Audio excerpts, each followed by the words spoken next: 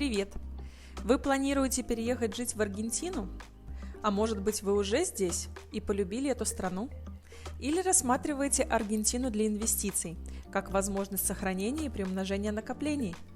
Тогда этот ролик может быть вам интересен, потому что в нем я расскажу о покупке недвижимости, покажу несколько примеров квартир для покупки, расскажу о ремонте. А в конце ролика я дам ориентиры по ценообразованию на покупку квартиры в Буэнос-Айресе, расходам на сопровождение сделки аргентинским агентством и расходам на ремонтные работы.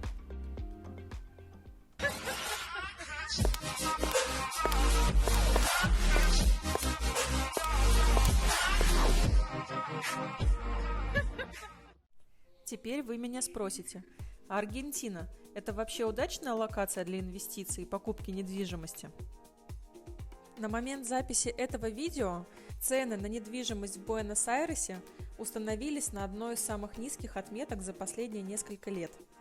В быстро изменяющемся мире, конечно, сложно прогнозировать, будут ли цены продолжать падать или через какое-то время пойдут вверх. Что точно я не рекомендую, это покупать квартиру в Аргентине на последние деньги. Механика выбора самого объекта будет, конечно, зависеть от ваших целей. Кейс номер 1. Предположим, семья приехала год назад, сейчас находится в легальном статусе пребывания в стране.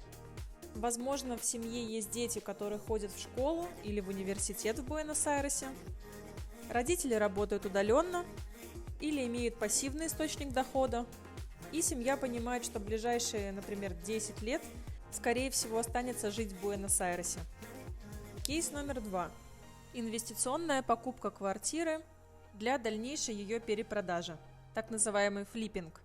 Вы покупаете квартиру, в которой совершаете ремонт и перепродаете ее по более высокой цене. Кейс номер 3. Покупка квартиры для дальнейшей ее сдачи в аренду. И в чем же отличие всех этих трех вариантов, спросите вы? Давайте разбираться. Например, для второго и третьего кейса, когда речь идет об инвестиционной покупке, клиент, то есть покупатель недвижимости, может постоянно и не проживать на территории Аргентины. И тогда ему важно заручиться поддержкой специалистов, которые смогут организовать сделку и другие административные процессы взять на себя. В зависимости от целей покупки будут также, конечно же, большие различия и в других параметрах. Например, в случае покупки семьей для проживания квартиры наверняка будет выбран район, удобный с точки зрения транспортной доступности до мест обучения детей. А в случае с покупкой квартиры для дальнейшей сдачи ее в аренду, важно будет определиться, будет ли это аренда в формате темпораль, то есть на 3-6 месяцев, или же посуточная аренда, типа Airbnb. Есть ряд вещей неочевидных, о которых вам, возможно, не расскажут в агентстве недвижимости. Первое. Сильно отличается процесс покупки недвижимости для туриста, то есть для покупателя, находящегося в статусе туриста, и для покупателя, находящегося в процессе легального оформления ВНЖ в Аргентине. Пожалуйста, уточняйте детали этого процесса заранее и желательно обзавестись юристом или представителем, которому вы будете доверять, который разберет конкретно ваш кейс. Второе. Нотариус. Нотариус, представляющий именно ваши интересы как покупателя. Именно он может произвести оценку выбранного вами объекта, его собственников и сделать заключение относительно возможных рисков. Конечно, помимо самого продавца, важно тщательно проверить документы на собственность, то есть эскритуру. Предположим, у вашего объекта было несколько собственников А, Б, С, Д, Е и так далее. Нотариус проверяет всю цепочку за последние 20 лет.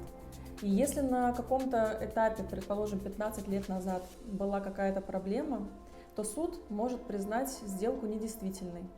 Таким образом, вы потеряете и денежные средства, и сам объект.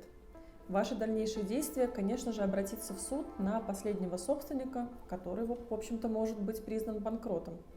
Поэтому очень важно тщательно выбирать и нотариуса, и важно делать это вовремя, до подписания документов предварительной купли-продажи объекта. Реальный кейс из практики. Обратился клиент уже после внесения резерва по выбранному объекту. Был найден нотариус. И в ходе проверки объекта и собственника нотариус выяснил, что собственник недавно скончался, а наследники еще не успели вступить в права наследства. Что это означает? Это означает, что по решению суда необходимо будет ожидать вступления в права наследства наследников по этой недвижимости. Это может длиться 3, 6, 12 месяцев, в зависимости от конкретного суда и конкретного судьи. Поэтому важно совершить проверку эскритуры, то есть документа на собственность, до внесения каких-либо резервных сумм. Третье – это дополнительные расходы, связанные с оформлением сделки купли-продажи. И, как правило, если мы говорим про покупку вторичной недвижимости, они составляют 8-10% к стоимости самого объекта. Из них 4-5% – это комиссионные аргентинского агентства. Остальное – это налоги, сборы, нотариальные расходы. То есть эти расходы важно учитывать при планировании бюджета на покупку. Стоимость небольшой студии в Буэнос-Айресе будет начинаться от $40 тысяч. Если говорить о наиболее популярных районах Буэнос-Айреса, таких как Реколета, Палермо, Бельграно, то стоимость двухкомнатной квартиры, а двухкомнатными в Аргентине считаются квартиры с одной спальней, начнется от $70 тысяч для квартиры в доме старше 30 лет и от $100 тысяч для квартиры в новом доме. Первая моя рекомендация – это не торопиться с покупкой. Рекомендую первые несколько месяцев, полгода, пожить в арендованных квартирах. Сейчас всплывающей ссылкой появится мое видео, где я рассказываю о специфике недвижимости в Аргентине и о том, как самостоятельно снять квартиру. Итак, вы определились с целью, определили бюджет, вы уже в Аргентине и ориентируетесь по городу и по районам. Разберемся, чем можно оплатить будущую покупку. Оплата может быть в криптовалюте, SWIFT-переводом через зарубежный банк и оплата наличными. Первая квартира расположена в Палермо, в 3 кварталах от Ботанического сада. Квартира находится в историческом здании, которому больше 40 лет, на 1-м этаже, то есть привычный нам 2-й. Нулевым этажом в Аргентине называется планта баха, и в большинстве домов на этом этаже нет квартир. Квартира небольшая, очень маленькая кухня. Посмотрите, в кухне даже недостаточно места для размещения холодильника. Плита встроена на 2 конфорки. Отсутствует стиральная машина. В квартире 1 санузел и 1 спальня. Преимущество этой спальни заключается в том, что спальня очень тихая. Напротив кровати, под кондиционером, есть окно, выходящее в колодец, во внутренний дворик этого здания. Спальня не оснащена шкафом, но его можно запланировать в ходе ремонта, что, конечно же, съест пространство для размещения кровати и тумбочек. Сейчас спальня очень темная, но учитывая, что здесь необходимо будет произвести капитальный ремонт, конечно, и световые решения можно будет запланировать по-другому. Преимущество этой квартиры – это зал с большим окном и выходом на балкон. Следов влаги или плесени в этой квартире не обнаружила. Подъезд дома, в котором находится квартира, очень светлый. Мраморная лестница и отделка стен смотрятся очень выигрышно. Но в этом доме нет лифта. В зимнее время года квартира отапливается 2 кондиционерами. Мое мнение, эту квартиру можно рассматривать для инвестиционной покупки. Есть особенности, но вместе с ними и большое количество преимуществ.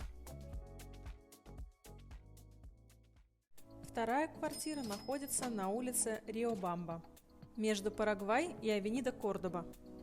Район Реколета. Здание старше 40 лет, работающие лифты. В дневное время суток здание охраняется консьержем. Квартира находится выше 5-го этажа, и в том числе за счет этого квартира очень светлая. Напротив здания располагается школа, а с левой стороны музей воды. Район очень удобный с точки зрения транспорта, но и очень шумный при этом. Прямо под окнами квартиры несколько дорог, в том числе с маршрутами общественного транспорта. Квартира требует ремонта. В том числе мы видим дефекты на паркете. Однозначное преимущество этой квартиры – это просторная кухня. Да-да, по меркам Аргентины это просторная кухня. Также в этой квартире есть возможность подключения стиральной машины. Совершенно точно в этой квартире хочется заменить окна на стеклопакеты. Ну и наличие балкона, конечно же, тоже хороший плюс. Мое резюме. Считаю, что эту квартиру можно рассматривать и для проживания в ней, и для последующей сдачи квартиры в аренду, и для покупки с перепродажей. Третья квартира – это район Колихиалес. Он граничит с Лас-Канитас с одной стороны и Бельграно с другой стороны. Дом старше 40 лет. Преимущество дома – наличие лифта и подземного паркинга. Мы входим в квартиру и сразу попадаем в гостиную. С правой стороны расположена небольшая кухня. Все окна в этой квартире выходят во внутренний двор. И с одной стороны это очень тихая квартира, а с другой стороны для многих важен симпатичный вид из окна. В квартире уже предусмотрено несколько зон для хранения, а также есть подключение для стиральной машины. Санузел с ванной – это будет преимуществом для семей с детьми. Для проветривания ванной предусмотрено окно. Окно спальни, как и окна в зале и в кухне, тоже выходит во внутренний колодец. Я обратила внимание на следы влаги на одной из стен спальни. Это смежная стена между санузлом и спальней. Скорее всего, подтекает труба, и нужно разбирать стену для того, чтобы устранить этот источник влаги. Мое мнение. Итак, цена этой квартиры $78 000. Учитывая площадь, наличие лифта в доме, возможность подключения стиральной машины, а также учитывая локацию, считаю, что можно рассматривать эту квартиру для проживания в ней или последующей сдачи в аренду. При выборе объекта задавайте максимальное количество вопросов. Сопровождая сделки с недвижимостью, я всегда выясняю, как долго продается объект, какая причина продажи, сколько арендаторов жило в этой квартире. Но самое интересное вам расскажет Энкаргадо. Так, однажды интересуясь квартирой в Реколете, Энкаргадо рассказал мне о том, что последними жильцами в ней были 15 колумбийцев. Понравившийся вариант квартиры я вам рекомендую посетить несколько раз, в разное время суток, в разную погоду и в разные дни недели. Если рядом идет стройка, то вы обратите внимание на шум, а после дождя могут вскрыться влажные подтеки на стенах, на полу, ручейки воды, бегущие прямо с балкона в гостиную. Обязательно обратите внимание на влажность помещения. Внимательно осмотрите кухню, ванную, плинтусы, потолочные стыки, дверные рамы, стены, углы и вентиляцию помещений. Задайте вопросы по отоплению в здании. Проверьте, работают ли радиаторы. Попросите, чтобы вам показали газоотводы, запорные краны, термобоксы, а также проверьте давление и протечки воды в кранах. Попросите показать вам квитанции по expenses и расходам на воду, свет, газ. Expenses – это расходы на обслуживание здания, и в зависимости от множества факторов расходы, например, могут быть от $30 до $300 в месяц. Привет! Мы сейчас находимся на объекте, который в состоянии стройки. Объект состоит из 4 помещений. Это двухэтажный объект. На первом этаже расположена кухня и гостиная зона, и санузел гостевой, а также 2 спальни и гостевая зона. А на втором этаже у нас спальня и терраса с паришей. Ну вот можно обратить внимание на то, в каком сейчас состоянии находится объект. Здесь уже начинался ремонт какое-то время назад, и затем собственник принял решение сменить команду и доверил этот ремонт в надежные руки. И вот сейчас мы посмотрим по деталям, что конкретно планируется реализовывать, в каком темпе, в каком формате, какие работы ждут впереди. Давайте посмотрим. А вот и лестница, ведущая на 2-й этаж. Получается, мы сейчас находимся в гостиной, будущей гостиной. И пока это такая черновая лестница, которая впоследствии будет заменена на дизайнерскую винтовую лестницу. Видите, сейчас она занимает достаточно большое пространство, и, конечно же, хочется, чтобы здесь был широкий проход, можно было установить мебель. Вот, поэтому в случае с винтовой лестницей мы сокращаем пространство, и, соответственно, она идет у нас прямо со второго этажа и спускается на первый, не занимая много места. Сейчас мы находимся на первом этаже, это гостиная зона, и позади меня, как вы думаете, что это? Что это за труба? Другие варианты? Это ливневка. Объясню. Потому как принципы застройки в Аргентине, в Буэнос-Айресе такие, что одно здание идет вплотную к другому, то, по сути, какие-то коммуникации, они попадают в часть квартир. Именно поэтому мы здесь видим вот такие коммуникации дома в рамках гостевой комнаты, то есть гостиной. Итак, вот мы, получается, перешли из гостиной и попали на кухню. Здесь будет располагаться кухня. Сейчас, соответственно, вот видно, в каком формате выстроены все коммуникации. И вот эта ливневочка, которая у нас идет, получается, из гостиной, попадает сюда на кухню. Поэтому дальше здесь будет красота. Ну что же, а вот одна из спален на первом этаже, где уже можно показать промежуточный результат. Проверим стены по уровню. О! Вот он, пузырек. Все четко-четко. Итак, мы находимся на втором этаже. Пойдемте посмотрим, что у нас здесь. Мы выходим из спальни и попадаем на балкон. Здесь, получается, сняты черновые полы, вынесен весь мусор уже, и дальше, соответственно, будет делаться ливневка. Соответственно, вода будет уходить вниз, вот в ту самую ливневку, которую мы с вами видели только что на первом этаже. И далее гидроизоляция, плитка и затяжка полов. На втором этаже на террасе раньше была париша, но ее демонтировали, и дальше будет застраиваться новый вариант хорошей париши. Этот санузел будет полностью меняться, то есть все демонтируется из старого санузла и полностью инсталлироваться новая сантехника. Вот тут раньше бы располагалось фальш-окно, соответственно, здесь убрали все, что было связано с этим окном, и будет дополнительный выход, запасной выход со второго этажа. Хочу продемонстрировать, как выглядит потолок в одной из спален. Вот невооруженным глазом видно, как здесь, какая влага была. Вот посмотрите, уже здесь сохнет, по сути, гидроизоляция.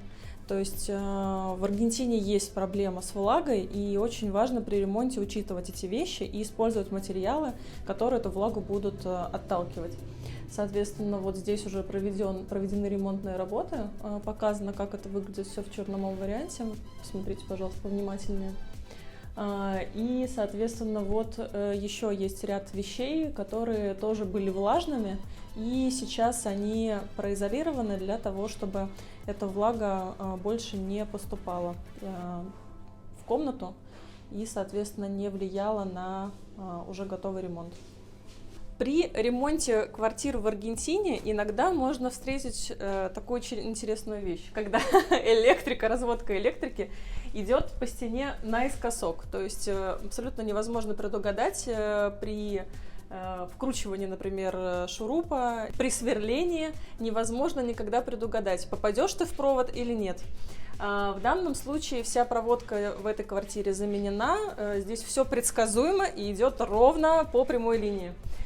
Вот посмотрите, пожалуйста, гребенки, которые уходят уже в стены, и, соответственно, вот финишная прямая этих работ уже нам видна. А на балконе уже лежит гидроизоляция.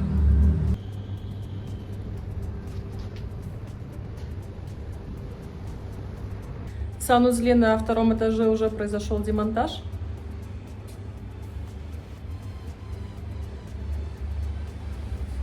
Сейчас в одной из квартир в Палермо идет ремонт. Пойдемте посмотрим, какой же статус. Произведена замена лестницы, и сейчас уже вот такая красивая винтовая.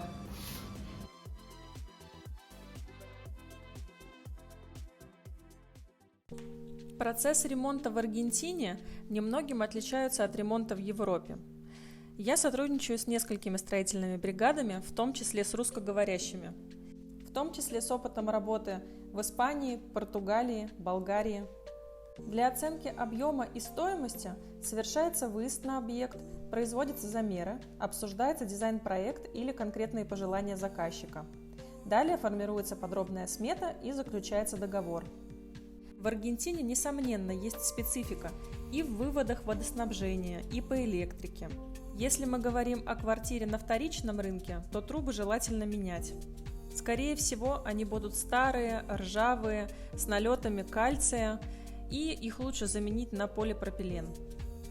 От привычных в Европе строительных стандартов отличается, например, штукатурка стен. В Аргентине часто штукатурят цементом, но цементом стену не вытянешь. Поэтому многие замечают небольшие шероховатости и неровности на стенах и на потолке. Кроме того, это дополнительный расход для собственника. Из-за грубой пористой структуры цемент втягивает в себя много материала, то есть шпаклевки. Поэтому в Европе давно уже используют штукатурную смесь вместо цемента. Еще одна особенность заключается в том, что в Аргентине не передают планы коммуникаций. И легко в ходе ремонта можно нарушить, повредить соседские трубы, которые будут проходить через вашу квартиру. Поэтому, чтобы не повредить трубы и соседскую электрику, очень важно с особой аккуратностью производить демонтаж.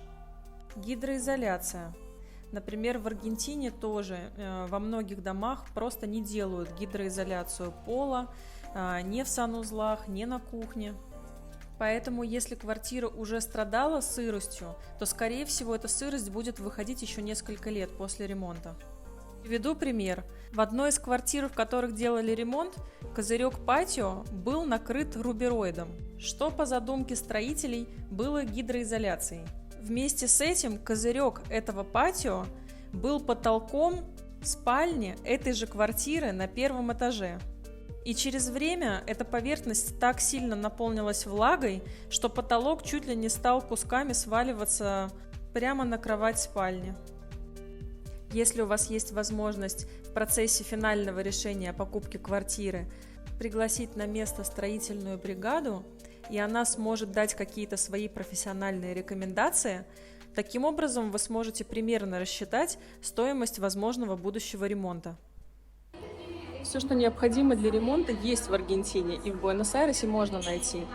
И отделочные материалы в магазинах выделены в два стенда, в две зоны. Есть стенд с отделочными материалами для отделки снаружи и материалы для отделки внутри. Такая приятная фактура.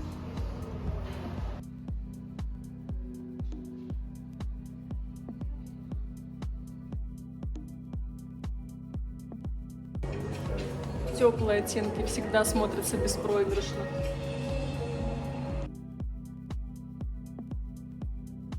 Естественно, в шоурумах в Аргентине, в Буэнос-Айресе не все позиции есть в наличии, но под запрос нужно уточнять, что есть в стоках, какие размеры, какие позиции, что необходимо ждать и какое количество времени. Вот такие позиции с минимальным количеством швов всегда выглядят очень выигрышно.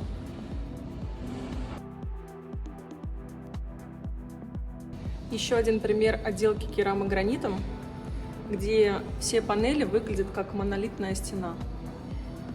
Швы очень незаметные, и декор на такой стене всегда играет.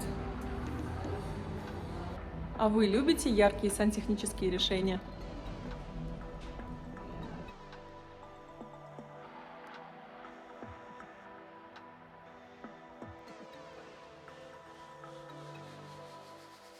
Давайте поднимемся на второй этаж и посмотрим фурнитуру для сантехники.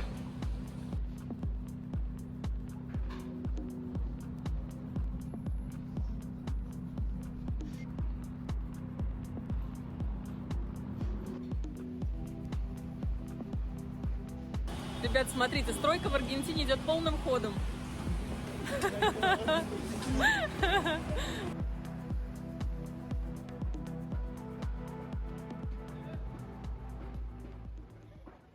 Итак, давайте еще раз. Для начала определяемся с целью покупки. Далее с бюджетом покупки. От этого будет зависеть выбор самого объекта. В момент выбора посетите вашу квартиру или дом вместе со строительной бригадой и поручите проверку документов проверенному нотариусу. Проговорите все дополнительные расходы, которые могут возникнуть на этапе сделки купли-продажи, а также обсудите формы и сроки оплаты. Таким образом, ваши расходы, связанные с приобретением недвижимостью, будут состоять из примерно следующих блоков. Стоимость самого объекта от 40 тысяч долларов. Дополнительные расходы на оформление 4-10% в зависимости от объекта. Стоимость ремонтных работ от 150 долларов за квадратный метр. Если это видео было полезным, пожалуйста, поставьте лайк и подпишитесь на канал. Если на какие-то свои вопросы вы не получили ответы, задавайте их в комментариях под видео или направляйте мне лично. Контакты для связи вы найдете в закрепленном комментарии.